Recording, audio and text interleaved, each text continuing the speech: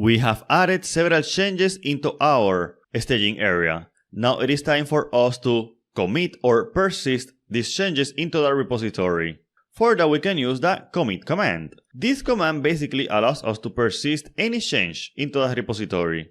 That is, everything that is in the staging area will be moved into the repository or to the history of changes, which is the same to say that everything will be part now of the history of changes of the repository.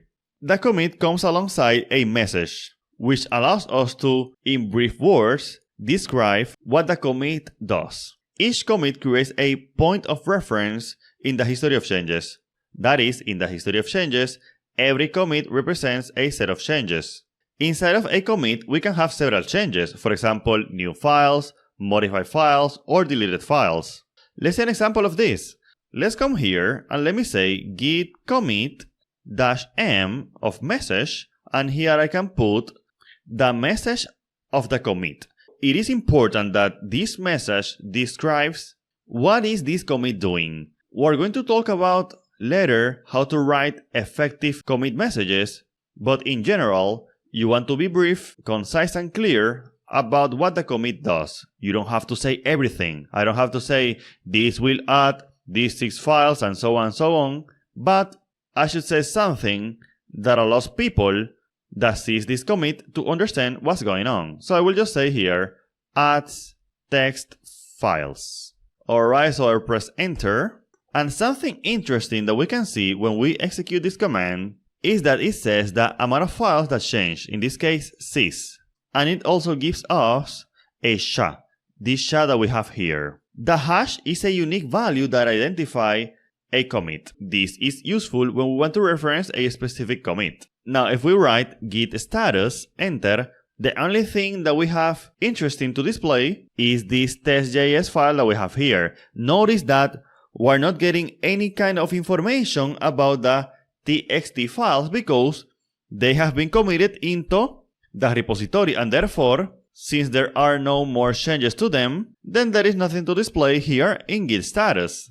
Now, let's come back to our text editor, in our case Sublime, and I want to modify this file. I want to say here, now this file has been modified. Alright, save.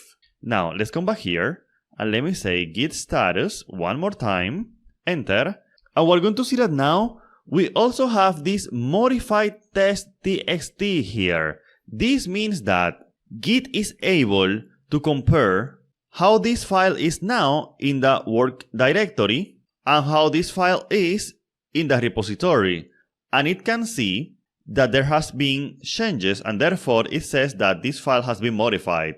If we want to, we can add this into the staging area. For example, doing git add test.txt. And with this, we will add this modification into the staging area so that then we can commit it to the repository. But let's say that I don't want to do this. What I want to do is that I want to add everything, including this test.js, into the staging area, the creation of this file. So let's do that. Let me say here git add dot to add everything, enter, and let's see that now if I write git status, enter, we're going to see that we have new file, test.js, and modified test.txt. Also, we can, for example, delete a file. Let's come here, I want to come here, and let's say that I want to delete this file, test5. So, delete. Alright, so now, let's come here, and let's see that if I say git status, we're going to see that we have a change that has not been committed. So I have this in the staging area, and this is not in the staging area. This is only in the working directory. If I do a git commit, only this will be committed and not this. Now, let's pretend for a moment that I want to have 2 commits. One commit for these changes and then another commit for this deletion. So let's do that. Since this is already in the staging area, I only have to say git commit -m modifies a file and creates another. Alright, so enter. If I say git status, we can see that we only have this pending.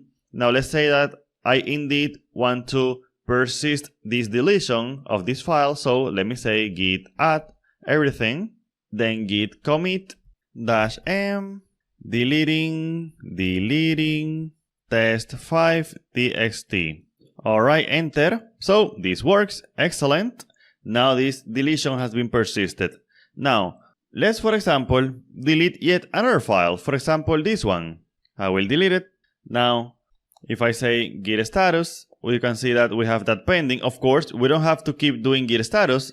I'm just doing this so you see what we have here. I can directly go to git add and git commit. But what I wanted to show you is that if a file is already being tracked, like this test4, something that we can do is that instead of doing git add and then git commit, we can do them in the same command. So I can say git commit -a of add and m of message, and then right here, deleting the file test4 txt. Now, please notice that I can use this -a here because this is already a file that is being tracked.